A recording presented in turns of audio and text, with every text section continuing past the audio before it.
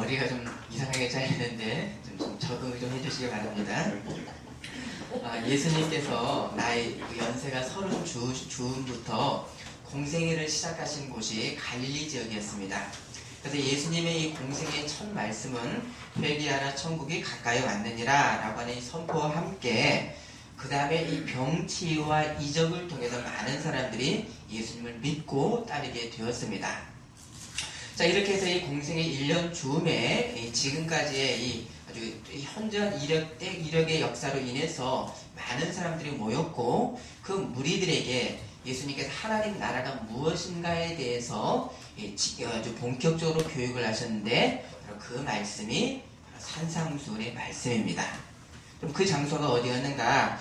갈릴리 바다가 내려다 보이는 한 산이었는데 아마 이 벳세다라고 하는 이 지역의 한 산에서의 전하신 말씀이 산상수훈의 말씀입니다. 모세가 이 시내산에서 하나님에게 율법을 받았고 이제 하나님 백성들이 그 모세 이후로 한 근 1500년을 이어왔었던 이 율법의 말씀은 예수님에 의해서 어떻게 이 율법이 이렇게 되었는가? 자, 그것이 마태복음 5장 17절 자, 읽어주십니다.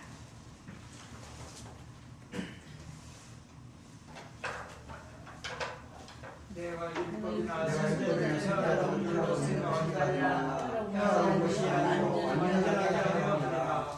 자, 이제 이 하나님 백성들이 이 무엇을 해라 말라라고 하는 이 율법을 통해서 하나님을 만나는 그런 구약의 시대가 아니라 예수님을 통해서 곧 예수님과 믿는 성도가 한 몸이 되어서 한 몸이기 때문에 내게 나오는 예수님의 인격을 통해서 하나님 나라 백성의 그 윤리가 나타나는 시대, 이것이 바로 신약입니다.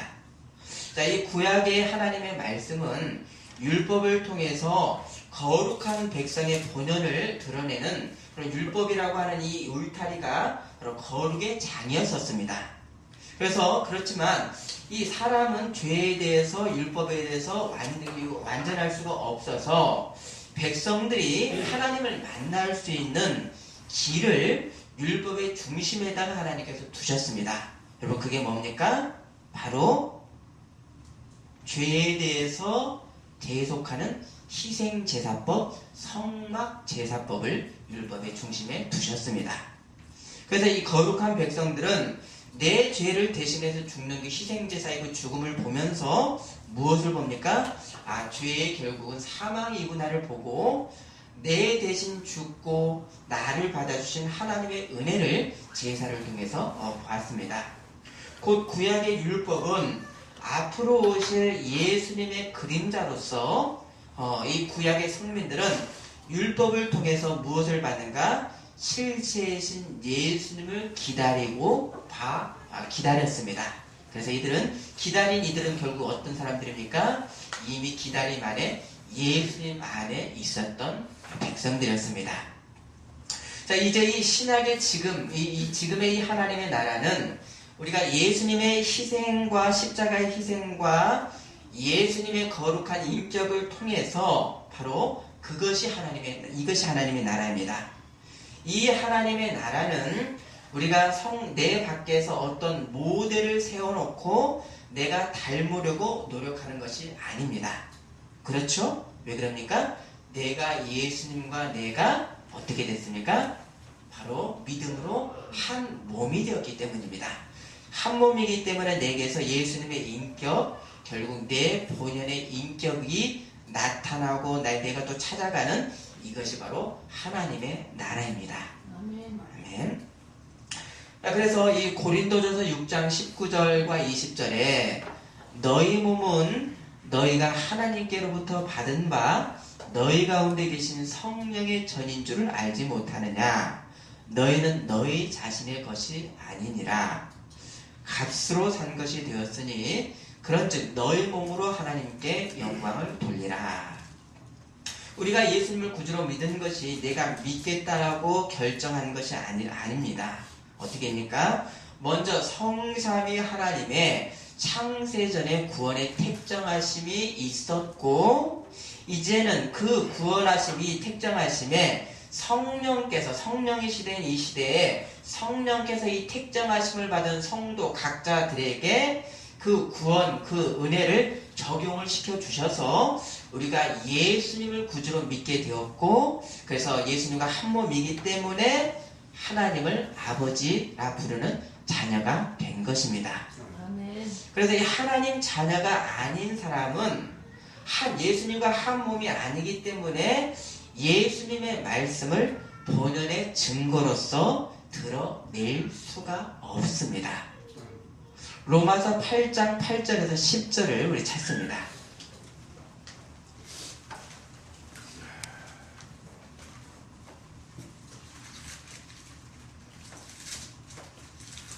로마서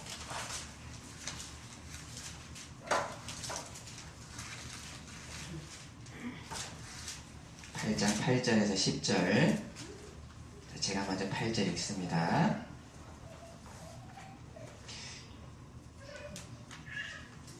육신에 있는 자들은 하나님을 기쁘시게 할 수 없느니라. 만일 너희 속에 하나님의 영이 거하시면 너희가 육신에 있지 아니하고 영에 있나니 누구든지 그리스도의 영이 없으면 그리스도의 사람이 아니라. 10절도 읽어주십니다. 또 그리스도께서 너희 안에 계시면 몸은 주로 말미암아 죽는 것이나 영은 의로 말미암아 사는 것이니라. 아멘. 성령, 믿음으로 성령이 있는 사람, 이 사람은 바로 어떤 사람입니까? 그리스도와 한 몸입니다. 이 믿음이라는 게 이렇게 엄청난 것인데, 엄청난 것입니다. 자, 이렇게 이 성령으로 말미암은 이 그리스도 하나인 사람이 순종하게 되는 주님의 말씀, 자, 이것이 우리가 이 앞으로 나눌 산상수훈의 말씀이지, 내가 천국의 상을 내가 받아내겠다라고 나 혼자 의지적으로 순종하겠다라고 할 수도 없고 할 수가 없는 어떤 그런 말씀입니다. 먼저 이 말씀이 복의 말씀이 되려면 어떤 것이 있어야 됩니까? 먼저 하나님의 택정하심을 받은 은혜 받은 백성이 이것을 따를 수 있는 바로 어떤 거룩한 윤리의 말씀입니다. 그래서 첫 이 팔복의 말씀부터 일반의 윤리로는 이해할 수 없는 좌절의 말씀이 먼저 오는 것이, 자, 3절 심령이 가난한 자는 복이 있나니 천국이 그들의 것이며. 자, 사람의 원죄에서 기인한 사람의 이성으로는 심령이 가난이 복이 아닙니다. 또 가장 이것은 미련한 것입니다. 하지만 성령이 우리 안에서 밝혀주시는 빛에 의해서 우리들의 실상을 볼 때 무엇이 드러납니까?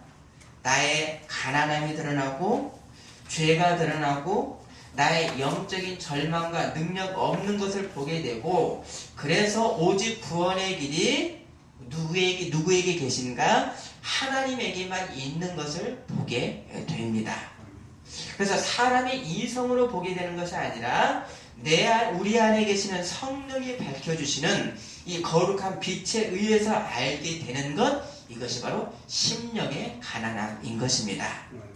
그래서 예수님은 성령의 사람이 아니고는 이 복일 수가 없는 말씀들을 바로 산상수훈의 첫 이 팔복의 말씀부터 시작을 합니다. 그러면 왜 이런 전혀 다른 차원의 이 윤리가 우리 성도들에게 나타나게 되는가? 나타날 수뿐이 없는가? 여러분 한번 생각을 해보십시오. 왜 그럽니까? 왜 우리는 이 복의 이런 일반의 윤리와는 다른 말씀, 왜 이것이 우리에게 진정한 복의 말씀입니까? 바로 우리는 하나님이 왕이 되시고 하나님이 주 아버지 되심에 근거하기 때문에, 하나님의 영광을 위한 인생이기 때문에 이 말씀이 우리의 어떤 본연의 자세이고 복이기 때문입니다. 곧 우리가 성령이 내 안에 계심으로 인해서 예수님과 한 몸인 것이 단지 지식적인 알미 아니라 이것은 인격적이고 체험적이고 한 몸의 신비를 우리가 신앙에서 경험하기 때문에 이 팔복과 이 산상수훈의 말씀이 진정한 복의 말씀으로 우리가 먹게 되는 것입니다. 아멘. 천국을 소유한 자들이 드러내는 증거로서 팔복의 첫 말씀이 심령이 가난한 자가 천국이 그들의 것이라고 첫 번째 말씀을 하셨고, 마지막 8번째도 의를 위하여 박해를 받는 자도 천국이 그들의 것입니다. 곧 하나님 나라 백성은 무엇을 추구하기 때문에 심령이 가난한가? 무엇을 추구하기 때문에 애통하고 박해를 받는 것인가? 이 질문에 무엇입니까? 바로 하나님의 나라, 하나님의 말씀, 하나님의 영광을 위하는 바로 우리들의 인생의 본연이기 때문에 의를 추구하고 박해를 추구하는 바로 우리인 것입니다. 아멘. 그래서 칼빈 선생의 표현도 하나님의 나라와 의는 예수님의 말씀에서 동의어다라고 하셨습니다. 신앙은 금욕적인 차원에서 내가 무엇을 참는다 이런 차원이 아니죠. 그러다가 나중에 참다가 이것이 욕망이 터져 나와버리는 종교적 차원이 아닙니다. 진리의 길입니다. 성령께서 우리를 인도하시는 진리의 길입니다. 은혜를 받았기 때문에 순종하는 바로 자원하는 순종의 윤리입니다. 자, 그래서 우리는 이 말씀, 이 예수님의 말씀 어떤 차원으로 가야 되는가? 마태복음 5장 20절 읽어주십니다.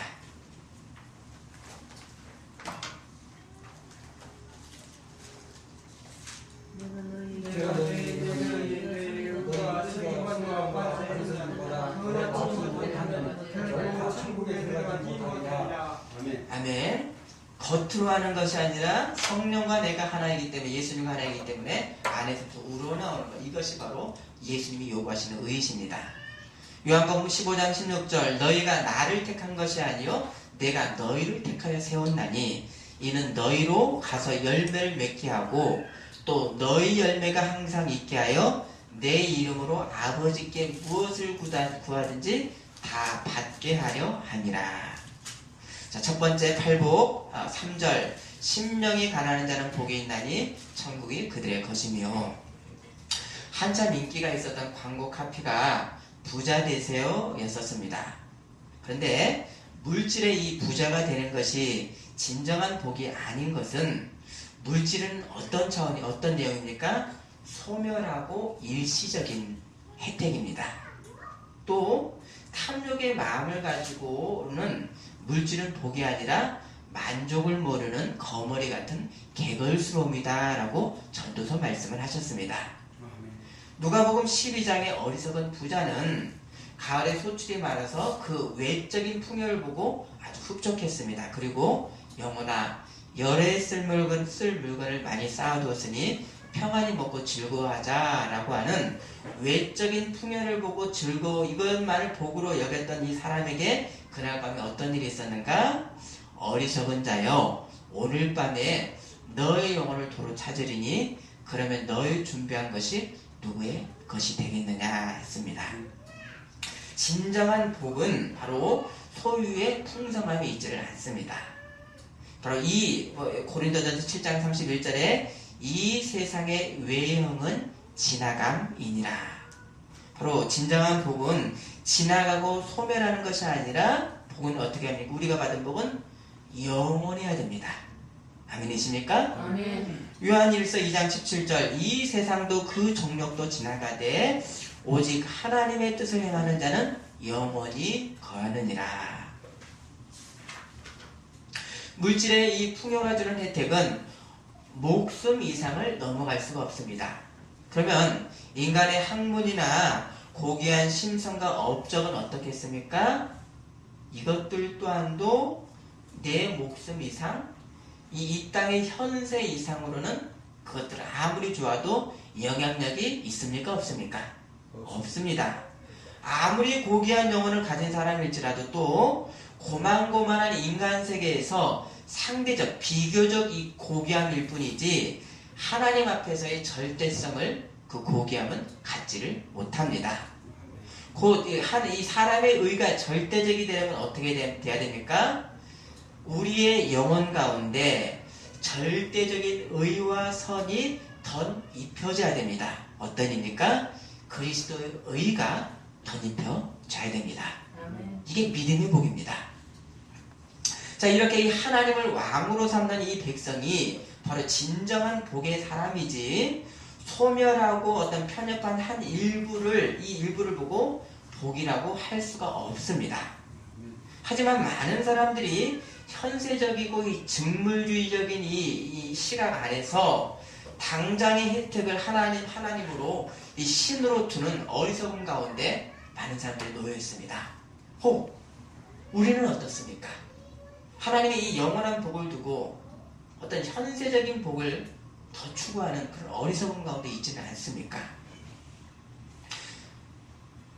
곧 이것은 육신의 탐욕입니다. 이 탐욕을 갖고 하나님과 다른 것을 겸하여 섬기려 하면서 두 주인을 섬길 수 없고 사실은 우상 숭배의 현실이 있다고 한다면 그 탐심은 마치 우리가 우리는 아니겠죠.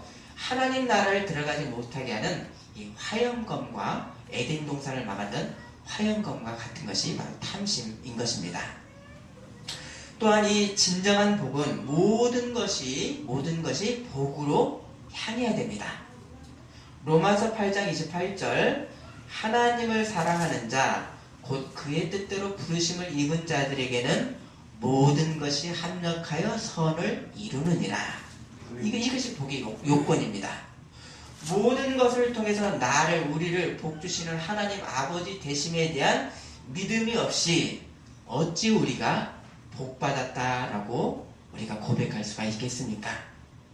이렇게 참된 복이라고 하는 것은 어디서부터입니까? 성령의 내 안에 내주로 인해서 예수님과 한 몸으로 하나님 자녀된 존재에게만 있는 이 복, 이것이 바로 진정한 복입니다. 아멘. 그럼 이러한 이 진복의 선두에 있었던 신앙 선배 중에 한 분, 이 사도 바울인데, 이 사도 바울이 자신의 과거의 처지에 대해서 고백을 했던 것이, 내가 유대인들의 40여 하나 감한 매를 5번을 맞았고, 또 3번 태장으로 맞았고, 1번 돌로 맞았고, 3번을 파선을 해서 일주일을 바다에서 지냈고, 온갖의 고통 가운데 살았던 내가 그런 사람이다 라고 했습니다. 그런데 이 바울 사도의 이런 이런 고통의 환경을 뚫고 나왔던 고백이 고린도서 11장 30절에 내가 부득불 자랑할진대 내가 약한 것을 자랑하리라. 아멘. 왜입니까? 심령의 가난함에서 오는 하나님의 전능하심의 능력이 있기 때문입니다. 그럼 어떻게 이 진심의 고백이 가능한가? 우리는 어떤 상황에서도 이미 영원한 복을 받은 이 사실 위에 있기 때문에 우리는 부활의 십자가 아래에 있지 죄의 저주 아래에 있지를 않습니다. 곧 이 하나님의 영광을 위해서 내가 예수님과 하나인 내 본연의 자세를 드러내기 때문에 우리가 의를 위하여서 박해를 받는 자는 복이 있는 것입니다. 천국이 우리들의 것이기 때문입니다. 또한 심령이 가난한 자가 복이 있습니다. 천국이 그들의 것, 바로 우리들의 것이기 때문입니다. 자, 이렇게 성도는 사람이 갖고 있는 일반의 복이라고 하는 개념이 거짓 흙먼지인 것을 알아서 그 흙먼지를 후 불고 털어낼 때 그때 만나는 진정한 복의 실체가 무엇인가?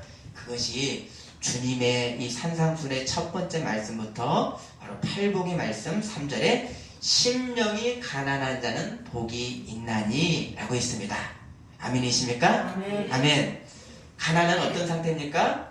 부를 제거할 때 상태인데 우리 성도에게는 가난이 부요입니다.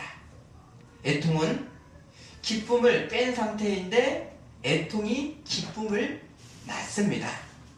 핍박은 행복을 제거할 때인데 핍박이 복을 낳는 바로 이 예수님의 말씀은 심오한 복의 말씀입니다. 그러면 반대로 어떤 사람이 심령이 부한 사람인가? 어떤 사람입니까? 내 주변 내 안에서 부족함이 없는 사람이 바로 심령이 부유한 사람입니다. 아멘. 밖의 소출의 풍성함만을 보고 내 영혼아 평안히 먹고 즐거워하자 한 사람은 어리석은 부자였었고 또 죄인 세리가 기도하는 것을 보고 나는 부족함이 없습니다 라고, 나는 저 세리와 같지 않다라고 하나님 앞에 기도했던 이 바리새인이 바로 심령이 부한 사람이었습니다. 내 영역 안에서 부족함이 없습니다. 또 계시록 3장에서는 뜨겁지도 차지도 않아서 주님의 입에서 토함을 받을 경고를 받은 교회가 혹시 어떤 교회인지 아십니까? 라오디아 교회가 어떤 상태였는가? 계시록 3장 17절에 나는 부자라 부요하여 부족한 것이 없도다 하나 너의 곤고한 것과 가련한 것과 가난한 것과 눈먼 것과 벌거벗은 것을 알지 못하는도다.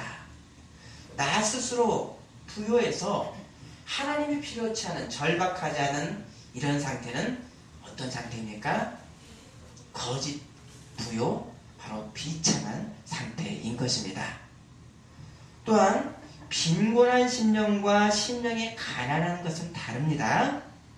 모든 결정의 기준이 현세적인 이익, 어떤 힘과 돈의 논리로 그것을 기준을 두는 사람이라면 그 사람은 어떤 사람입니까? 가난한 심령입니다. 천박한 심령입니다. 또 내 안에 진리에 대한 어떤 그런 기준 자신이 없어서 진리에 대한 어떤 그런 주장과 선택이 없는 심령, 이 사람 또한도 심령이 빈곤한 심령입니다.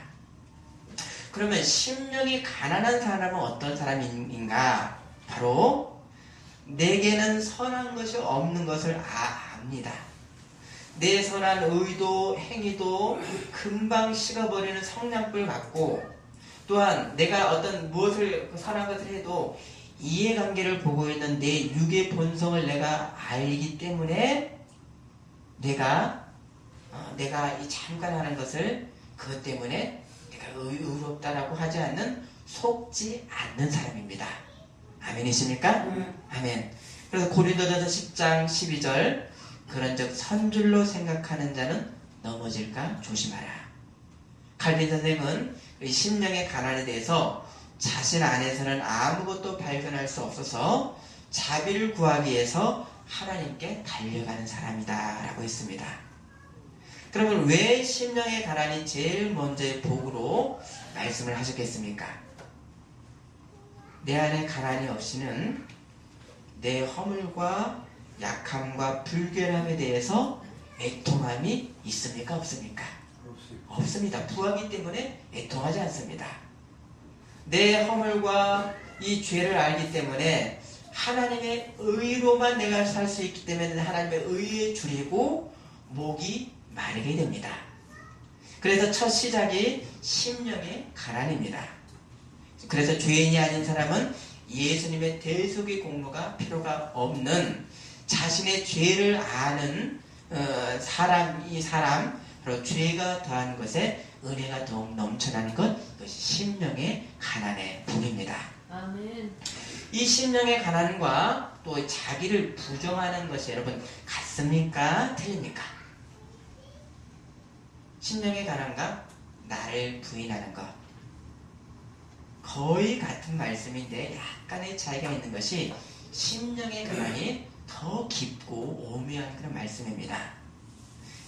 나를 부정하는 것은 내 옛습관, 세상을 부정하고 떠나는 것이고, 내 자기 부인은 어디서부터 시작돼야 되죠? 내 안에 탐욕부터 이것을 버리는 것, 이것이 자기 부인입니다. 여기에 대해서 심령의 가난은 내가 예수님을 위해서, 하나님의 영광을 위해서 살겠다라고 하는 그런 의마저도 나에게 없기 때문에 오로지 성령의 인도만을 따르겠습니다 라고 하는 그런 자세가 심령의 가난입니다. 오로지 하나님이 하실 수 있는 것을 아는 심령입니다. 우리 안에 영적인 교만이 있는 것, 하나님의 영광을 위해 산다고 할 때 오히려 그 의로 인해, 의의 의지 때문에 영적인 교만이 있는 것, 그것까지도 죽는 것, 이것이 심령의 가난입니다. 또 하나님의 창조는 바로 없음에서부터 하나님의 말씀으로 창조가 되었습니다. 바로 그래서 우리 성도, 우리들의 심령의 가난이 복이 되는 것은 바로 하나님의 말씀으로만 내가 있을 수 있기 때문에 내 안에 모든 것들을 비우고 하나님의 말씀을 기다리고 있는 복되게 비어있는 상태가 심령의 가난입니다. 구체적으로 다윗이 아들 압살롬의 모반으로 몽진을 떠났을 때 베냐민 지파 중에 이 시므이라고 하는 이 사람이 간교한 자인데, 이 사람이 다윗에게 흙을 날리면서 피를 흘리며 사악한 자여 저주를 받을지어다라고 하면서 그렇게 했습니다. 자, 이에 다윗 옆에 군장 아비새가 내가 저 죽은 개와 같은 시므이의 목을 베어 오겠습니다 라고 했을 때 했습니다. 근데 다윗이 아무리 몽진의 길이었지만 시므이와 같은 자 수천을 죽일 능력이 다윗에게 있었습니다. 하지만 이때 다윗의 말이 내 속에서 난 아들도 나를 죽이려 하거늘 여호와께서 시므이를 통해서 나를 저주를 한다라면 그냥 놔두어라 했습니다. 하나님이 나를 이렇게 낮추시는데 내게 조금 남은 권력이 있다라고 내가 사람을 죽일 수 있겠느냐. 이 억울함도 하나님께서 선으로 풀어주실 것이지 사람이 나설 수 없다. 이것이 다윗의 자세였습니다. 이거 엄청난 자세 아닙니까 여러분? 반면 스스로 넘쳐나서 아버지도 죽이고 왕이 되려고 했었던 압살롬은 얼마나 힘과 매력이 있는 사람이었는지 1년에 한 번 머리를 깎을 때 그 머리카락의 무게가 2kg이 넘는다 그랬습니다. 그래서 나중에 압살롬이 죽을 때 그 부요함의 상징인 이 머리가 나무에 매달려서 대롱대롱 매달려 있다가 그 부 때문에 압살롬은 죽었습니다. 심령의 가난은 내가 해결하고 내가 복수하고 내가 머리 쓰는 어떤 그런 사람의 나라가 아니라 하나님께서 하실 것. 나에게 어떤 원수가 했던 그 억울한 일마저도 그 모든 것들을 떠나보내고 하나님의 공의가 있기 때문에 그를 나중에 하나님이 심판하실 것을 기다리는 하나님의 선하신 뜻을 기다리는 사람, 이것이 심령의 가난한 자 우리의 복인 것입니다. 아멘. 하나님이 높이시기도 낮추기도 하시는 이 자녀를 가장 복되게 하시는 하나님 아버지이신 것에 대한 믿음이 있기 때문에 심령이 가난할 수 있습니다. 아멘. 아멘. 마지막으로 심령의 가난은 내게 희망이 없는 것으로 끝이 아닙니다. 내 비천함에 반해서 또 무엇이 있습니까? 심령의 가난에는 복된 가난입니다. 내 이 희망 없음에 암흑에서 도는 것은 하나님의 전능, 하나님의 통치를 봅니다. 절망에서 빛을 보는 심령의 가난이지 절망만 있는 것은 가난한 마음입니다. 자, 오늘 본문 고린도후서 6장 8절에서 10절입니다.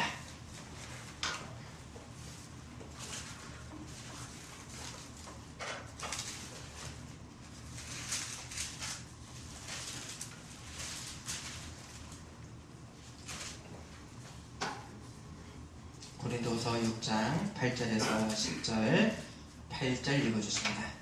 영광과 영광을 했으며 악한 이름과 아름다운 이름으로 그래라. 우리는 속이는 자 같으나 지체되고 무명한 자 같으나 유명한 자요 죽은 자 같으나 보라 우리가 살아있고 징계를 받는 자 같으나 죽임을 당하지 아니하고 근심한 자 같으나 정신받고 가난한 자 같으나 많은 사람을 위하여 또 아무런 자 같으나 모든 가진 자로다. 아멘이십니까?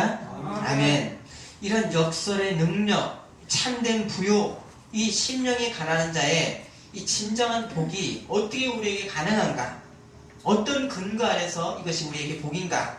그것은 바로 7절에 있습니다. 진리의 말씀과 하나님의 능력으로 의의 무기를 좌우에 가지고 사람의 꾀, 능력, 우리의 지식이 주도하는 부한 상태가 아닙니다. 어리석은 예수 그리스도의 십자가의 도를 쫓는 용서하고 긍휼히 여기는 하나님의 말씀에만 바로 우리의 머리이신 예수님에게만 능력이 있기 때문에 하나님의 말씀으로만 내 길을 가고 힘을 얻는 천국 백성입니다. 아멘. 성도가 마음이 가난해야 되고 가난해지는 근원의 이유가 무엇이겠습니까? 이제 우리가 사는 것은 우리 안에 그리스도가 살고 하나님의 영광을 위한 새 존재이기 때문입니다. 이 새 존재가 아니고 새롭게 거듭나지 않고는 심령의 가난은 복도 아니고 이해할 수도 없는 그런 말씀입니다. 갈라디아서 2장 20절 내가 그리스도와 함께 십자가에 못 박혔나니 그런즉 이제는 내가 사는 것이 아니요 오직 내 안에 그리스도께서 사시는 것이라. 이제 내가 육체 가운데 사는 것은 나를 사랑하사 나를 위하여 자기 자신을 보내신 하나님의 아들을 믿는 믿음 안에서 사는 것이라. 이 존재에서부터 심령의 가난은 복으로 우리에게 다가올 것입니다. 기도하시겠습니다.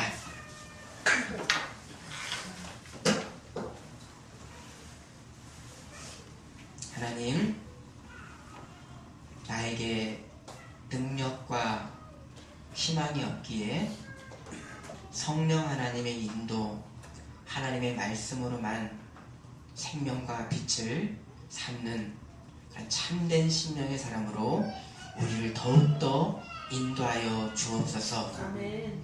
많이 채워있고 많이 움켜쥐고 있는 우리의 실상